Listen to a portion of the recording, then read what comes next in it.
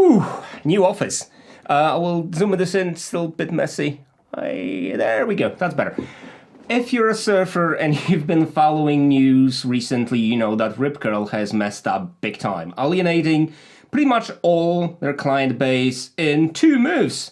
Within 2 weeks, that's quite an achievement given the example of Bud Light, where we thought that brands learned their lesson, but clearly they didn't.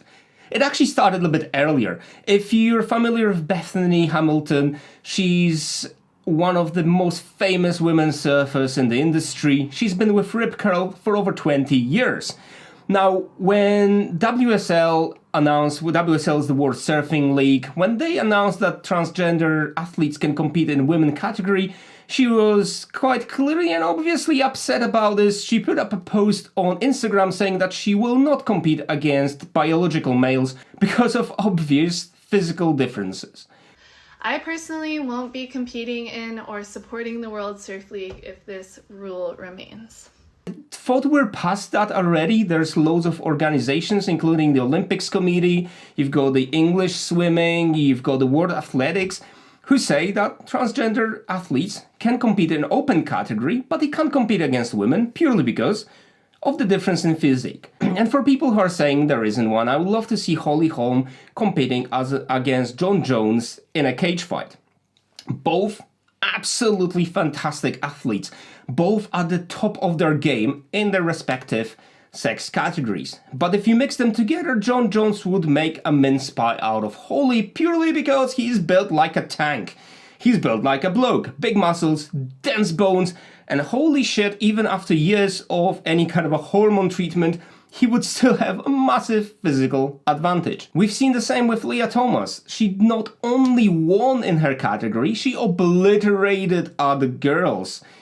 And it's mind-blowing that we still have to have these discussions. And also, Rip Curl dropping one of their most famous and loyal female athletes for having an opinion was just an all-round shit move. But that wasn't the end of it. 2 weeks ago, Rip Curl put up this post. I just paused it to read that. I'm not going to read through this. And basically they made Sasha Lowerson, who used to be Ryan Egan, a longboard, really good longboard surfer, their women ambassador. And that caused a massive uproar. People started boycotting Rip Curl, burning the clothes. Go woke, go broke. You, Rip Curl.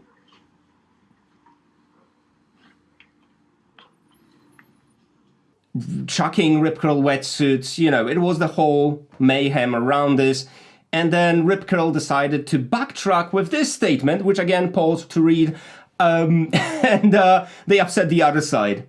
Holy shit, that was just a massive blowout. Those who don't know who Bethany is, she's a very accomplished surfer. She was 13 when she lost her left arm to a shark attack. And for most people, I think that would be the point when you go like, you know what, I'm never gonna go back in the water again. She did. She scored multiple titles, she wrote multiple books, and she got thousands of girls into the sport. From someone who's bringing people into water sports, I can tell you, getting women into kite surfing is much harder than getting blokes in. And there's few different reasons for that. The first one is obviously we as guys, we dominate most of the extreme or adventure sports, however you want to call it.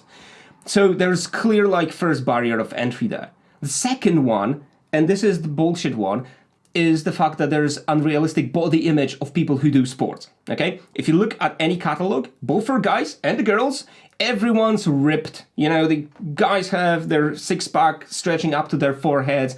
Girls are slim and ripped as well, and it just feels like this is a sport for people who are absolutely mega athletic, which it isn't, because if you go to any beach in the world, you can see that we come in all shapes and sizes. Now, the huge difference here is that for us as guys, we don't give as many fucks about it. And purely because we're used to having dad boards. Sorry, I can't lift that arm higher up. Still, my rotator cuff isn't really working. But we don't really give a shit that much, right? We know we look ridiculous in the wetsuits, especially when you live up north. I'm in Scotland, it's always cold here, we're always in the wetsuits, and we all look like Michelin man adverts, you know, it's fine, we're over this. So for women, that part is hard. And I know that from personal experience. We've got a surf shop, we get people come in and try on wetsuits, and that's the main complaint, I look ridiculous in this. Guys, we all look ridiculous in this. And here's the point. As surfers, kite surfers, or whatever other water sport you do, we genuinely don't give a shit how anyone looks in a wetsuit. As soon as you are in a wetsuit and in the water with us, you're part of the family, right? You're actually actively doing something. You're in the water instead of being at the beach, eating ice cream, doing nothing, and judging others who are doing cool shit. I can't stress this enough. The more of us are in the water, the better. We love welcoming newcomers. We love having more folk enjoying the things we do. No one cares about the looks. If you've got one cook who does, fuck him. That means he's got some issues of his own. It's his problem, not yours. Sorry for the PSA, but it really annoys me when people drop their dreams or the things they want to do just because they've got this really weird perception of who is allowed to do water sports, okay? The other problem women are facing in the more professional side of the sport is that there's less money in it for them. Things evened out a little bit. There you can see there's more sponsorships creeping up, but it's a slow burn process. And it took years for women's sports to get to a level where women athletes can actually support themselves. And outside mainstream sports like football, for example, extreme sports were always underfunded because it's a niche thing. And sponsors in general are not that keen being sponsors if there's not enough media exposure. And we got to a stage where there's more and more of them coming out of the woodwork and allowing women to compete at professional level and supporting themselves by what they do best, which is the sport. Having said that, it took forever, and now we are putting guys into women's division, taking their money off them, having a clear advantage over other competitors in their category. And I don't know what's the problem here, because what Bethany said in her video was to follow the same rule as, say, British swimming does, or the World Athletic. Let's have an open category for transgendered athletes. That's it. Just as a disclaimer, the World Athletic has different rules for intersex individuals. So I will just, there's going to be like a description somewhere here. I'm not going to read that, pause the screen. It's quite important because there is a proportion of the society who's in between the sexes, which is quite important, I think, for the whole conversation here. Like, it's fair because we're competing male against male and male anatomy versus male anatomy. No one's saying to exclude anyone. This is absolutely bonkers. We should not exclude anyone. We need more people doing the sport. The whole world is sitting in VR headsets in front of their telly, stuffing their faces, and there's people doing cool shit out there, competing, putting their hard work into this, spending years perfecting their craft. We should encourage that, but let's make it fair. And the only way to make it fair is to make sure that we're competing men against men, women against women. Let's compete biology against biology. And having an open category solves that problem, which isn't really a problem. Somehow all the other industries can do that, right? The whole world is catching up, surfing should too. It's simple as that. Because as a father to a daughter, let's zoom in, this is going to be more dramatic. Because as a father to a daughter, no, I can't do that. I've got an 11-year-old that we're trying to push into sports. As a general rule in our family, you have to do something with your life. You need to have a passion. It doesn't have to be the things I do, because I appreciate you don't want to do the same stuff as your parents do because it's automatically lame. I get that, but you have to have something that drives you. Because people who don't have passions in life, who have no goals, they're typically those sour bastards who go on people's Instagram posts and post hatred under the photos. They post hatred under opinions they don't agree with, instead of having a conversation with the other person, because they have nothing else going on for them in their lives. They don't do any sports. They have nothing they excel at. There's nothing they're aiming for. The only way they can make themselves feel special is by being a hateful troll on the internet, upsetting other people and trying to be special that way. So we're pushing our kids to do things in their lives, to have that thing that drives them. And it kills me to think that I would have my daughter training her ass off for 10 years just to be upstaged by a 6'4" bloke who's built like a tank, absolutely obliterating all her hard work. We've seen that with Leah Thomas, who not only won her division, holy shit, she ran 2 laps ahead of the best athletes. women athletes in her category. That was mind-blowing, right? So that quickly changed the mindset of the Olympic Commission, okay? That was sorted. And I sincerely hope that we will see this change going across the all sports, that we include everyone who wants to compete. We should include everyone who wants to compete. We should have the women's division having biological women in them, men's division having biological men in them, and the open division. Anyone can join. Well, the other thing is that I've never seen a problem with women transitioning into men trying to compete against men. They don't do that for the reasons that we mentioned before, because they have no chance to catch up with our biology. And holy shit, you remember when we used to talk as well? Like right now we're in this really weird space where we don't have conversations. It's either you're with us or against us, and if you're against us, that means you hate us.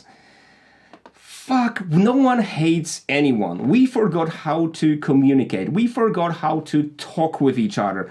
And that's like mind-boggling. We've got all the tools in the world we can use to communicate across borders. We've got the internet, we've got YouTube, we've got all the social media, and all we do is we shout at each other. And shit like Rip Curl pulled off just now polarizes the society even more. A very polarized society as it is. And I don't know what Rip Curl was trying to achieve with that, apart from making a cheap marketing stunt upsetting both sides. Because as soon as they post this up, they all said, well, you know what, actually, we apologize for upsetting you guys. We didn't mean to do that. And that pissed off the other side of the argument as well. You should read the comments under that, they're hilarious. The other annoying thing about this is that both Sasha and Bethany got a lot of hateful comments under their social media posts. And with some of them, you guys really need some help before you hurt someone. Because when you say that words are violence, you clearly never been punched in the face. Trust me, huge difference. Conversations are worth having, and I think the emotional load on this and topics related to that is absolutely immense. And instead of talking to each other, we shout at each other. So let's maybe try something different for a change, right? Let's try to find a common ground, because I think for true trans community, that will make a huge difference. Not spewing hatred on the internet. That's never gonna lead us anywhere. And also, not putting blokes into women's divisions. Because that makes the whole divide between men and women, divisions across the whole thing, pointless. We can't have everyone competing against each other, because as men we will obliterate women athletes. It's clear, if you compare the top scores of top athletes in every respectful sport, maybe apart from shooting, you'll notice how much of a difference there is. That's the reason we've got divisions in the first place, so it's fair to compete against your own sex. And the only differentiating factor is how much work you're putting into your sport. Apart from small, obviously, differences in the way we're built, I know I'm not built for basketball, I'm a shorty at 5'8". I appreciate that, and I appreciate that I'm pretty average at everything else I do, and I'm 100% happy with that, because I'm not aiming any higher. I know my own limitations. I'm not gonna transition into a woman to score a couple of medals. You know, it's bonkers. Just accept who you are. And accept other people for who they are as well. Because I think we got to this stage where you have to be either super hard left or you have to be super hard right. Or the other way around, can't do left, right just now. Most of us are in the middle. We just want to enjoy our lives, we want to enjoy our sports, and we want to compete against other people who are in our sex category. That's all there is. Oh, on that note, Rip Curl, if you missed that, was taken over by Kathmandu, which is a camping brand after 50 years. So it's not even the Rip Curl that we used to love. It's a totally new company. I don't feel obliged to support them in any way. So they can suck a big one. I'm genuinely interested what your opinions are on this. And just a PSA, if you put down any hateful comments into this, I'll just delete them. It's my space. Ooh, censorship. Yeah, 100% censorship. I'm just not gonna have that under my videos. Hope you have a good one. Enjoy your lives. Don't be dicks. And I'll see you in the next one.